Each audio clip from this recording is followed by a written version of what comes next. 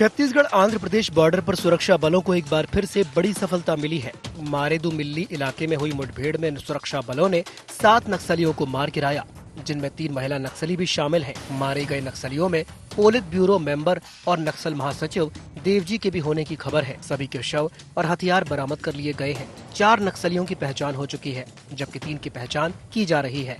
इसी इलाके में एक दिन पहले हिडमा और उसकी पत्नी समेत 6 नक्सलियों को ढेर कर दिया गया था।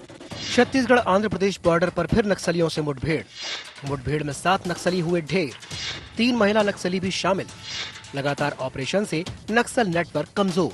लगातार मिल रही इन सफलताओं के बीच मुख्यमंत्री विष्णुदेव साय ने दावा किया है कि नक्सलवाद का समापन अब बहुत करीब है। उनका कहना है कि नक्सलवाद अपनी अंतिम सांसें ले रहा है और जवानों ने बेहद मजबूती के साथ इस लड़ाई को आगे बढ़ाया है। उन्होंने कहा कि प्रधानमंत्री और केंद्रीय गृह मंत्री ने नक्सलवाद को खत्म करने का संकल्प लिया है और नक्सलवाद के खात्मे के बाद बस्तर में भी विकास की गंगा बहेगी। तो वहीं नक्सलवाद खत्म करने के टारगेट को लेकर पूर्व मुख्यमंत्री ने सरकार के दावों पर सवाल खड़े किए। उन्होंने कहा कि टारगेट जैसी कोई चीज नहीं होती, एक घटना होती है और पूरा माहौल बदल जाता है। उनका कहना है कि ये कहना कि इस तारीख तक नक्सलवाद खत्म हो जाएगा, ऐसी बातें पहले भी कही गई हैं और इस बार भी देख लेंगे। उन्होंने ये भी कहा कि ननकी राम कंवर ने भी ये 6 महीने में नक्सल के खात्मे की बात कही थी, पर हुआ कुछ नहीं। पूर्व मुख्यमंत्री ने आरोप लगाया कि इन्हीं के लोग दावे करते थे और आज हमारे शासनकाल के काम का फायदा इन्हें मिल रहा है। उन्होंने कहा कि उनके शासन में बीजेपी विधानसभा में एक भी प्रश्न नहीं लगा पाई थी, क्योंकि काम इतना अच्छा हुआ था। नक्सलवाद का समापन होने वाला है, अपनी अंतिम सांसें ले रहा है और करीब 2 साल होने को आए हैं। हमारे जवान बहुत ताकत के साथ नक्सलवाद के खिलाफ में लड़े हैं।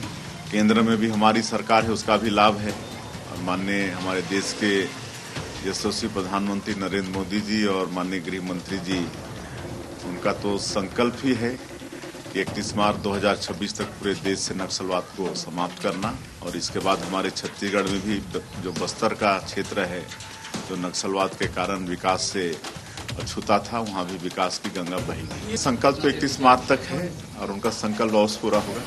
टारगेट वगैरह कुछ नहीं होता, एक घटना घटती है, आज वो माहौल दूसरा बदल जाता है। तो इसलिए ये कहना कि इस तारीख तक खत्म हो जाएगा, ये इसके पहले भी बहुत दावे कर चुके हैं, ये दावे भी हम लोग देख लेंगे। तो सारे लोग इस प्रकार से दावे करते रहे, इन्हीं लोग दावे करते रहे। लेकिन इनके शासनकाल में, कल मैंने विधानसभा में कहा कि हमारे शासनकाल में एक प्रश्न भारतीय जनता पार्टी ने लगा पाई नक्सली के मामले में, क्योंकि इतना अच्छा हमने काम किया था।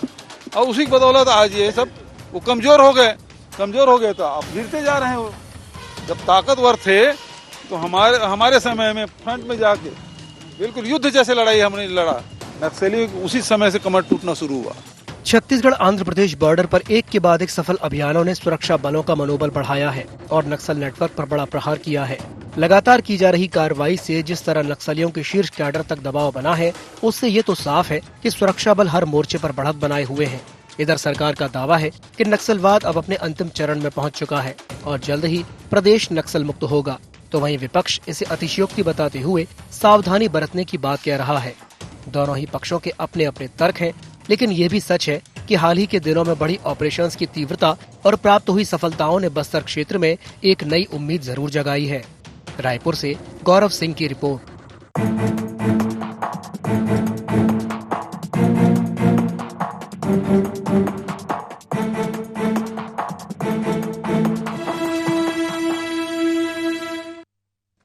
नमस्कार, जय जोहार, गुहार। छत्तीसगढ़ में आप सभी का स्वागत है। मैं हूं आपके साथ दिव्यांशु जोशी। तो छत्तीसगढ़ आंध्र प्रदेश बॉर्डर पर सुरक्षा बलों की बड़ी कार्रवाई लगातार जारी है। मारेदुमिल्ली इलाके में हुई ताजा मुठभेड़ में 7 नक्सली ढेर किए गए, जिनमें संगठन के कुछ अहम सदस्य भी शामिल बताए जा रहे हैं।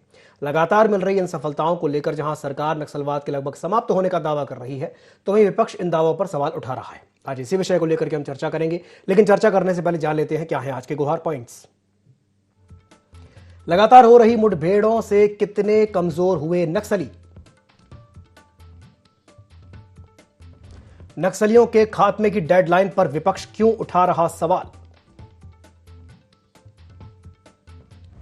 क्या मार्च 2026 तक खत्म हो जाएगा नक्सलवाद? नक्सलवाद को लेकर सरकार के दावों में कितना दम? तो चलिए इन्हीं कुछ पॉइंट्स को लेकर के चर्चा को विस्तार देते हैं। हमारे साथ कुछ खास मेहमान चर्चा में शामिल हो रहे हैं, आपका तारुफ करवा देते हैं। हमारे साथ चर्चा में जुड़ रहे हैं धनंजय सिंह ठाकुर, जो कि कांग्रेस प्रवक्ता हैं। धनंजय जी, बहुत बहुत स्वागत है आपका ND24 में। हमारे साथ जुड़ रहे हैं निशिकांत पांडे जी, जो कि बीजेपी प्रवक्ता हैं। निशिकांत जी, आपका भी स्वागत है। साथ ही साथ हमारे साथ कौशल स्वर्णबेर जी भी जुड़ेंगे, जो कि वरिष्ठ पत्रकार हैं। चलिए शुरुआत करते हैं निशिकांत पांडे जी से। पांडे जी, डेडलाइन तो आपने दे दी है और हमें उम्मीद भी है कि मार्च 2026 तक नक्सलवाद खत्म हो जाएगा, लेकिन कांग्रेस ये भी कह रही है कि भाई ऐसा ना हो कि आपने इधर डेडलाइन दे दी, कह दिया और एक घटना हो गई तो फिर क्या होगा उस डेडलाइन का। पांडे जी। जोशी जी, आपको नमस्कार, और बड़े भाई धनंजय जी को नमस्कार। मेरी जोशी जी, मेरी आवाज आ रही है? जी आ रही है, आपकी आवाज आ रही है। जी जोशी जी, जिस प्रकार से सफलता हमको मिल रही है और 4.5 दशक का ये लाल आतंक 20वीं सदी के दूसरे दशक में क्यों समाप्ति की हो रहे हैं, इसका एक कारण आपको समझने की आवश्यकता है।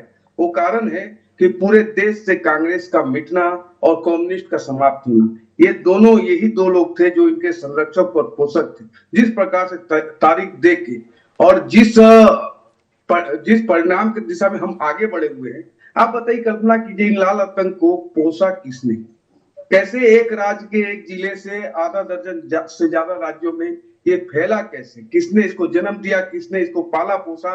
ये सारे लोग इसमें आज खड़े होकर कह रहे हैं कि हमारी सरकार ने भी इसमें योगदान दिया। आपकी सरकार ने क्या योगदान दिया बताऊं?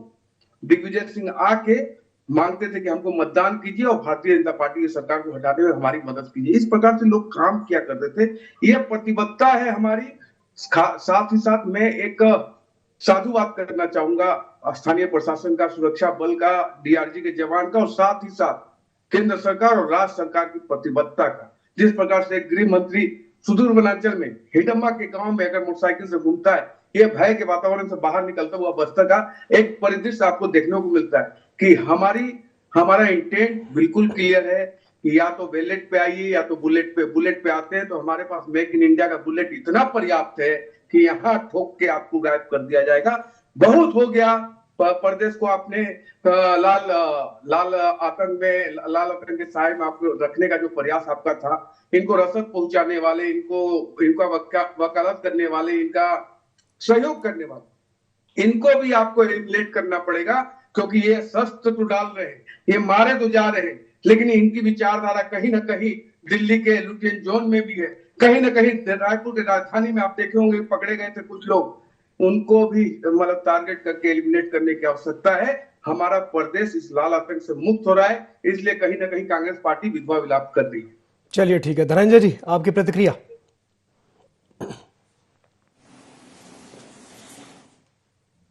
मुझे तो अमिताभ बच्चन के फिल्म की डायलॉग की तरह भाजपा प्रवक्ता की भाषा लगी है। करना धरना कुछ नहीं है, सिर्फ बोल बचन है, और बोल बचन में कोई काम नहीं होता। ये कह रहे ना प्रतिबद्धता है। 11 साल से तो नरेंद्र मोदी प्रधानमंत्री हैं, तो 11 साल में क्या नरेंद्र मोदी जी प्रतिबद्ध नहीं थे नक्सलवाद को खत्म करने के लिए? क्या अमित शाह जी 6 साल से आज गृह मंत्री हैं, बीते 5 साल में क्या प्रतिबद्ध नहीं थे नक्सलवाद खत्म करने के लिए? कुछ भी बात करते हैं, कुछ भी बात कर लेंगे, आप सोचेंगे कि जनता आपकी बातों पर ताली बजाएगी, ये संभव नहीं है। सच्चाई में काम करना होगा, और सच्चाई यह है कि छत्तीसगढ़ राज्य निर्माण के बाद जो दक्षिण बस्तर के 3 विकास खंड तक जो नक्सलवाद सीमित था, जिसको वहीं खत्म किया जा सकता था, वहीं पे कुचल दिया जा सकता था, डॉक्टर रमन सिंह की सरकार में 15 जिलों तक पहुंचा था। और भाजपा के कई नेता ना, एक भी नेता नहीं बचे जिसका मैं नाम अगर लूंगा तो जवाब नहीं दे पाएंगे। पूरी एक पुस्तक लिखी गई है, मेरा नाम वासु नहीं है, सुभ्रांतो चटर्जी के द्वारा, शायद उसका नाम में कंफ्यूजन बोल रहा हूं, कि कौन कौन भाजपा के नेता नक्सलियों के साहित्य छपवाते थे और किन किन भाजपा नेताओं के द्वारा नक्सलियों की वर्दी पहुंचाई जाती थी और किन भाजपा नेताओं के नक्सली खाना खाते थे। तो ऐसी बात करिए जो जनता को अच्छा लगे। निश्चित तौर पर जनता भी चाहती है नक्सलवाद खत्म हो, आतंकवाद खत्म हो, और पूरे अंतिम क्षण तक इसको खत्म करना पड़ेगा ताकि पनप ना पाए। लेकिन यहाँ तो गृह मंत्री आते हैं छत्तीसगढ़ में, नक्सलियों को भाई बताते हैं। इनके सांसद है महेश कश्यप, टीवी परिचर्चा बोलते हैं नक्सली हमारे बिछड़े हुए भाई हैं, मतलब भाजपा के भाई हैं वो। तो नक्सलवाद को लेकर जो कांग्रेस ने जो ठोस नीति बनाया था विश्वास, विकास और सुरक्षा की, जिसमें उन्होंने जनता का विश्वास अर्जित करने का काम किया, सुरक्षा बलों को खुली छूट दी। आपको बताता हूं दिव्यांशु जी, सिलगेर, जिसके सिलगरे के 30 किलोमीटर के रेडियास को पूरे नक्सल प्रभावित क्षेत्र माना जाता था, वहां सुरक्षा कैंप 15 साल में रमन सिंह की सरकार में नहीं खुला। हमारी सरकार ने सिलगेर में जब सुरक्षा कैंप खोला और लक्ष्य रखा कि हर 5 किलोमीटर में एक सुरक्षा कैंप होगा, तब यही भाजपा नेता सिलगेर में जब आंदोलन हो रहा था समर्थन करने गए थे। जनता बोल रही थी सिलगेर का बटालियन को हटाया जाए, सुरक्षा के कैंप को हटाया जाए, तो ये भाजपा नेता उनका समर्थन करने गए थे। आज बड़ी बड़ी बात करते हैं, पहली बात। दूसरी बात, आपको याद होगा केपीएस गिल जो पंजाब में आतंकवाद को खत्म करने के लिए जिसने लीड किया था operation blue star, Manmohan Singh ji प्रधानमंत्री थे और ऑपरेशन ब्लू स्टार के लीड करने वाले रिटायर्ड डीजीपी केपीएस गिल को छत्तीसगढ़ भेजे थे कि नक्सलवाद को खत्म करने के लिए सलाहकार बनाकर। डॉक्टर रमन सिंह जी मुख्यमंत्री थे, अखबारों की सुर्खियां रही है। मेरे साथ बैठे वरिष्ठ पत्रकार है कौशल स्वर्णबेर जी, जी सुर्खियां थी। रमन सिंह जी को कहते हैं कि आप वेतन लीजिए और मौज कीजिए, तो रमन सिंह जी नक्सलियों क्यों बचा रहे थे? चलिए, हम तो ऑपरेशन ब्लू स्टार के उसको लीड करने वाले भेजे थे। ठीक है। और आज अब बड़ी बड़ी बात करते हैं। चलिए, आज भी इनके पास कोई स्पष्ट नीति नहीं है। एक सेकंड दीजिएगा, एक और इनके गृह मंत्री करते हैं कि नक्सलवाद खत्म नहीं होगा, नक्सलवाद खत्म होगा, विचारधारा बचे रहेगी। क्या बात करते बैठ के यहाँ पर? चलिए, पांडे जी उंगली उठा रहे हैं। पांडे जी मैं आपके पास आऊंगा, कौशल जी भी हमारे साथ चर्चा में शामिल होंगे, थोड़ा सा उनका स्वागत करके उनको भी चर्चा में कर लेते हैं। कौशल जी आपका बहुत बहुत स्वागत है ID24 में। मैं चाहूंगा कि आप धनंजय जी की बात पर अपना रिएक्शन दें। जी कौशल जी।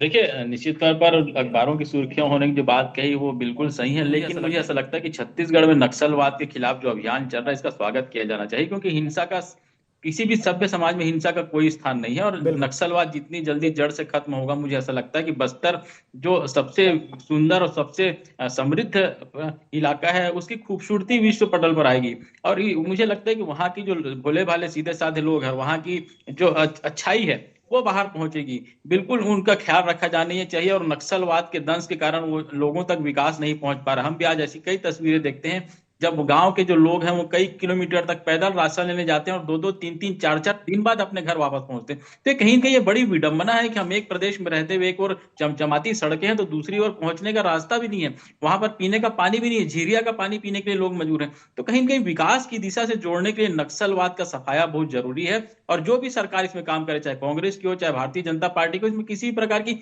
राजनीति नहीं होनी चाहिए, क्योंकि हिंसा में राजनीति का कोई स्थान नहीं है। और मुझे ऐसा लगता है कि यदि आप अहिंसात्मक दृष्टि से आगे बढ़ेंगे तो सबके लिए अच्छा होगा, सबका विकास होगा।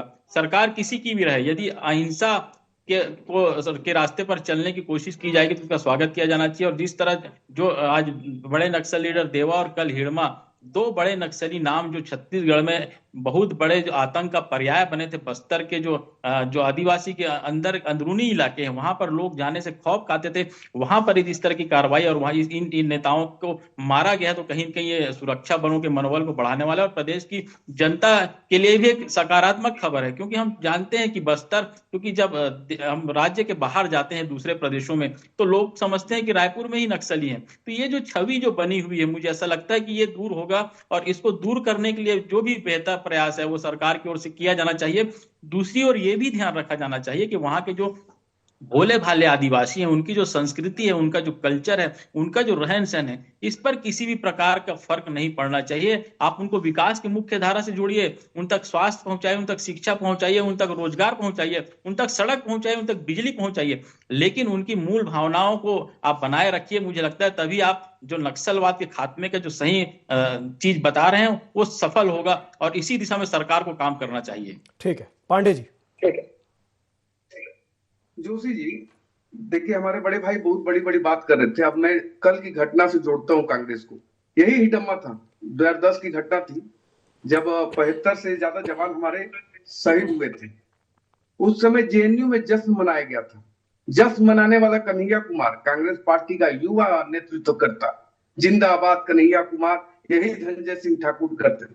आप हमको बताते हैं साहब, आपने इनका पालन पोषण किया, आपने इनको संरक्षित किया, इसलिए 40 साल 45 साल से ये पूरा देश ये नक्सलवाद के आतंक में जल रहा था, झुलस रहा था। आप आनंद ले रहे थे। आपका कपिल सिब्बल, क्षमा करेंगे, आपका कपिल सिब्बल केस लड़ाई लड़ता था वहां। इनके लिए कोर्ट में एनजीओ आप खड़ा करते थे, वकील आप खड़ा करते थे। कितनी बड़ी बड़ी बात करते हैं साहब यहाँ। अभी जब कांकेर में हमें सबसे बड़ी सफलता मिली, जोशी जी आपको याद होगा, यही बूझे हुए दीपक सिन्हा के फर्जी एनकाउंटर बताया गया था इनको। आपको किस प्रकार से आप संरक्षित करते हैं? रंजन सिंह ठाकुर जी, आपका या हमारा नक्सल से कोई याराना नहीं हो सकता, लेकिन दुर्भाग्य है कि आपकी पार्टी का लगातार इनके साथ याराना है, चाहे वो आतंकवादी हो चाहे नक्सल हो। आतंकवादियों के लिए रात में आपने 2 बजे कोर्ट खुलवाया था कि नहीं खुलवाया था? किस प्रकार से आपकी नैतिकता नहीं होनी चाहिए इस पर बात करने की? आपको सुरक्षा बल के साथ खड़ा होना चाहिए, लेकिन आप क्या करते हैं? सुरक्षा बलों को हत्यारा घोषित करते हैं। ये तो आपका तरीका है साहब। अब भी समय है, पूरे प्रदेश की जनता से माफी मांगिए। प्रदेश लाल आतंक से मुक्त हो रहा है तो वहां विकास होगा, कि हमारे भाई बहनों का विकास होगा, हमारा प्रदेश स्वर्णिम दौर में जाएगा। लेकिन आज भी आप राजनीति करने से नहीं चूकते, ये गलत तरीका है, स्वीकार कीजिए, आगे बढ़िए। चलिए ठीक है, ठाकुर साहब आपकी प्रतिक्रिया। इनको ना थोड़ी जानकारी अधूरी है। ये कह रहे कन्हैया कुमार ने वो हमारे सैनिकों के शहादत पर जयकारा लगाया था। इतना कैसे झूठ बोल लेते हैं लोग। इस देश का कोई भी नागरिक हमारी सेना के जवानों की शहादत पर जिंदाबाद के नारे नहीं लगाएगा, वो आंसू बहाएगा। ये नरेंद्र मोदी ही हैं जो सेना के पीछे छुपकर राजनीति करते हैं। इसलिए तो देश में कहा जाता है ना कि नरेंद्र सरेंडर। हमारी फौज जा रही थी पाकिस्तान को खत्म करने, सरेंडर हो गए नरेंद्र जी, ट्रंप के आगे झुक गए, और आज भी उनकी जबान नहीं चलती है। जितना अच्छा भाजपा के प्रवक्ता टीवी में बोल रहे हैं ना, काश देश के प्रधानमंत्री ट्रंप को उतना अच्छा जवाब दे पाते। पहली बात। दूसरी बात, आतंकवादी है ना कसाब, उसको किसने दिया सजा पकड़कर? कांग्रेस की सरकार में। हमने कोई लाड़की सडवानी की तरह, भारतीय जनता पार्टी की तरह आतंकवादी को दमान की तरह कंधार छोड़ने नहीं गए थे। ये गए थे ना कंधार छोड़ने के लिए। क्या इनका दमान है भारतीय जनता पार्टी का आतंकवादी? और असम में इनको शर्म आनी चाहिए। बोडो उग्रवादी जो आम जनता के खून से जिनके हाथ रंगे हुए हैं, उनको ये भाजपा का झंडा पहनाकर पार्टी में शामिल किए हैं। ये क्या हमसे बात करेंगे? हिंसा करने वाला, दंगा करने वाला, नफरत करने वाला, वो भाजपा का सबसे बड़ा सदस्य होता है। महाराष्ट्र की घटना देख लीजिए ना, पालघर में जिन साधुओं की हत्या की गई, उसको भारतीय जनता पार्टी के जेपी नड्डा राष्ट्रीय अध्यक्ष की पार्टी में उनको सदस्य बनाया गया। ये क्या हमसे बात करेंगे? और इनके सांसद स्वर्गीय हो चुके हैं, उनके कार में नक्सलियों के साहित्य मिलता है। विधानसभा सत्र के दौरान इनके बड़े नेता कहते हैं कि नक्सलियों को मैं चंदा देता हूं। महेश कश्यप इनके भी सांसद है, वो कहते हैं कि नक्सली हमारे बिछड़े भाई हैं। अमित शाह आते हैं, नक्सलियों को भाई बताते हैं, नरेंद्र मोदी जी भाई बोलते हैं। ये किस मुंह से बात करेंगे लोग? जो भरी दिवाली में नक्सलियों को जो पार्टी के नेता बधाई दे, और हमारे प्रदेश की जनता जिसके खून के हाथ रंगे हुए नक्सलियों से हमारे जवानों की शहादत के लिए जो नक्सली जिम्मेदार है, उनको तो बधाई देते हैं। इनके पास नक्सलवाद को लेकर कोई नीति नहीं है। अगर प्रदेश में नक्सलवाद खत्म हो रहा है, ये कांग्रेस सरकार के द्वारा बनाई गई नीतियों के कारण है। मैं तो पूछता हूं, नरेंद्र मोदी जी बोलते हैं राष्ट्र मजबूत हाथों में है, फिर नक्सलियों के पास इन 11 सालों में लेजर गन कहां से आ गया? ड्रोन कहां से आ गया? एक से एक उनके पास राइफल कहां से आ गए? कौन पहुंचा है राइफल उनके पास में? नरेंद्र मोदी जी प्रधानमंत्री है ना, ठीक है ठीक है, अमित शाह जी गृह मंत्री है ना। तो बातें बड़ी बड़ी करने से काम नहीं होगा। हमें फक्र होता अपने सुरक्षा के जवानों पर, सेना में हमारे खड़े फौज के ऊपर और हमारे पुलिस के जवानों के ऊपर, उनके कारण हम सुरक्षित हैं। ये तो नरेंद्र तो सरेंडर हो चुका है। आज देश पूरा थू-थू कर रहा है इस विषय पर। जब देश का लक्ष्य था कि पाकिस्तान को टुकड़े टुकड़े करके जवाब दिया जाए, सरेंडर हो गए मोदी जी अडानी के प्रेम में। ये हमसे क्या बात करेंगे? जो नक्सलियों, ठीक है, विषय से थोड़ा सा डाइवर्ट हो रहे हैं, जो उनको रसद पहुंचाते हैं। 15 साल इनकी सरकार थी छत्तीसगढ़ में। चलिए ठीक है, छोटा सा एक रिएक्शन। ठीक है, ठीक है। विकासखंड में नक्सलवाद था, क्या टाई अप था भारतीय जनता पार्टी का उनके साथ? चलिए ठीक है, धनंजय जी, भाजपा नेता क्यों उनको धनंजय जी ठीक है, जेनेटिन की छड़े पहुंचाती थी, ट्रैक्टर पहुंचाते थे, दवाइयां पहुंचाते थे। चलिए ठीक है, पांडे जी कुछ कहना चाह रहे हैं। एक छोटा सा रिएक्शन मैं कौशल जी से भी ले लूं, फिर पांडे जी आपको मौका दूंगा। कौशल जी, मैं चाहूंगा कि आप अपनी बात रखें धनंजय जी की बात पर। देखिए दिव्यांशु जी, छत्तीसगढ़ में नक्सलवाद का सफाया बहुत जरूरी है, क्योंकि छत्तीसगढ़ का जो विकास का जो एक बड़ा जो मापदंड है, वो कहीं न कहीं नक्सलवाद के दंश में आकर रुक जाता है। बहुत सारी ऐसी चीजें हैं, खासकर जो आप देखेंगे बस्तर के बाद कई मैदानी इलाके जहां पर नक्सलवाद वहां से पलायन कर चुके हैं। तो कहीं न कहीं आज भी एक घटना हुई राजनांदगांव जिले में, तो कहीं न कहीं नक्सलवाद जो है बस्तर इलाके में दबाव में है, और वही यही वजह है कि दूसरी जगहों पे जा रहे हैं। सरकार को ये सोचना होगा, उनको सूचना तंत्र को ये मजबूत बनाना होगा कि नक्सली यदि जा रहे हैं तो प्रदेश के किसी दूसरे जिलों में न जाए, क्योंकि वो कहीं न कहीं दूसरे जिलों में जाकर वारदात करें। अभी देखेंगे आप गरियाबंद जिले में वारदात हुई थी कुछ दिन पहले, आज राजनांदगांव जिले में हुई है। तो कहीं न कहीं बस्तर से जो नक्सलवाद खत्म हो रहा है, तो दूसरे जिलों में जो जा रहा है उस पर भी फोकस करना चाहिए सरकार को, क्योंकि ये नहीं होना चाहिए कि आप बस्तर से तो नक्सलवाद का खात्मा करें लेकिन दूसरे जिलों में पनपने ना पाए। इस दिशा में सरकार को पूरा प्रयास करना चाहिए। ठीक है पांडे जी, अब आप बोलिए। जोशी जी, इन्होंने दामाद की बात की। एक चीज बताइए, 78-79 में 1900 एक प्लेन हाईजैक हुआ था इंदिरा गांधी को छोड़ने के लिए, कि इंदिरा गांधी को जेल से छोड़ो नहीं तो यात्रियों को मार देंगे। वो आपके जीजा लगते थे क्या?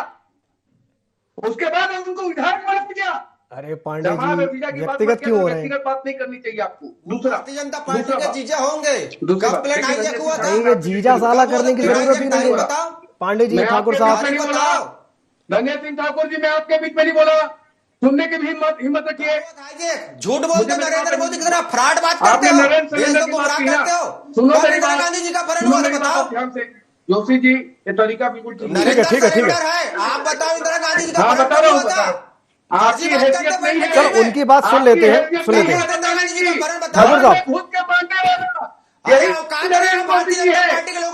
ठाकुर साहब, ठाकुर साहब, अरे एक मिनट,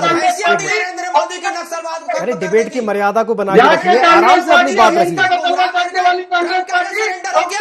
हमारी सेना नहीं थी, ऐसे बेसरो पार्टी के लोग हैं लोग। अरे ठाकुर साहब, पांडे जी, आप एकदम ही विषय से हट गए। क्या बात करेंगे? ये क्या बात कर रहे हैं? बेशर्मी के प्रकाश है। आराम से अपनी बात रख सकते हैं आप। आप बांग्लादेश के झूठ बोलता टीम बैठ के, कब हुआ था बताओ? 420 करता हूं बैठ के। पांडे जी, धनंजय जी, ऐसे नहीं, ऐसे चिल्ला की डिबेट नहीं होती। नहीं, ऐसे नहीं। हाँ, ये आपकी औकात है। अरे नहीं, अरे धनंजय जी, हमारी औकात आप नहीं नाप पाएंगे। ये कहाँ आप औकात और ये जीजा और ये सब में चले गए? पाएंगे जनता के बीच में जाकर अपनी बात रखिए ना। जनता के बीच में जाकर औकात अपने नाप लीजिए। दिल्ली की राजधानी में जी रहे। अरे धनंजय जी, अपन यहाँ लड़ने नहीं बैठे हैं, डिबेट करने के लिए बैठे हैं। पूरे देश में 3 राज्य में आपकी सरकार है। अभी 15 साल से सत्ता के बाहर केंद्र में बंगाल, उड़ीसा, केरल, तमिलनाडु, आंध्र प्रदेश, कोई सरकार नहीं है आपकी। गुजरात में 30 साल से सरकार नहीं है आपकी। आपकी औकात कितनी है? अरे पांडे जी, ठाकुर साहब, मैं आप दोनों सम्मानित प्रवक्ता हैं अपनी अपनी पार्टी के। मैं आप दोनों से निवेदन करूंगा कि इस तरह की भाषा का उपयोग मेरी डिबेट में ना करें। इस तरह की भाषा का उपयोग ना करें, कम से कम ये दमाद बोल रहे हैं। सलीके से अपनी बात रखें। धनंजय जी, आपसे भी यही निवेदन है। पांडे जी, आपसे भी यही निवेदन है। आप इतने वरिष्ठ वो प्रवक्ता हैं, आप दमाद बोलेंगे क्या? आराम से अपनी बात रखिए, कोई जरूरत नहीं चिल्लाने की। आराम से अपनी बात रख लीजिए। इतने वरिष्ठ प्रवक्ता है, आप दामाद, जीजा, साला, ये ठाकुर साहब, आप भी वरिष्ठ प्रवक्ता हैं, पांडे जी भी वरिष्ठ प्रवक्ता है। दोनों आराम से अपनी बात रखिए। आप खुद एजेंट नहीं सके, आप पाकिस्तान से नहीं थे, आप बांग्लादेश से नहीं थे। अरे ये कहाँ आप जीजा और उसमें चले गए? जिसे आपके लोग मानते हैं सबके एजेंट है। कांग्रेस पार्टी एक एजेंट के रूप में काम रही है। झंडा बढ़ा है पूरे जीजा। अरे नहीं तो चलिए ठीक है, ऐसा नहीं डिबेट नहीं हो पाएगी। आपको इस तरह का व्यक्तिगत टिप्पणी करना ही नहीं चाहिए। व्यक्तिगत टिप्पणी मत कीजिए, व्यक्तिगत टिप्पणी मत कीजिए। आप दोनों से मेरा अनुरोध है, व्यक्तिगत टिप्पणी मत कीजिए। क्या व्यवहार है आपका? अरे आप कौन होते मेरे? ये दमाद चीजें आपकी है, तो होगा, हमारे यहाँ नहीं होता। अरे फैक्ट्स के साथ अपनी बात रखिए, व्यक्तिगत टिप्पणी की जरूरत ही नहीं। हमारे यहाँ नेशन फर्स्ट की बात होती है, आपके यहाँ दमाद फर्स्ट की बात होती है, इसी कारण आप ऐसा बोलते हो। चलिए, व्यक्तिगत टिप्पणी नहीं, आराम से अपनी बात रखिए, क्योंकि समय की बाध्यता है, समय समाप्त हो रहा है। समय की बाध्यता के चलते चर्चा को समाप्त करना पड़ेगा। बहुत बहुत धन्यवाद आप तीनों मेहमानों को हमारे साथ जुड़ने के लिए और चर्चा में शामिल होने के लिए। तो बात इतनी सी है कि जो डेडलाइन तय हुई है मार्च 2026 की, तब तक नक्सलवाद का खत्म होना बहुत जरूरी है, क्योंकि बस्तर के विकास के लिए ये बहुत ज्यादा आवश्यक है। ग्वार छत्तीसगढ़ में फिलहाल के लिए इतना ही। मुझे दीजिए इजाजत और आप बने रहिए ID24 के साथ। नमस्कार।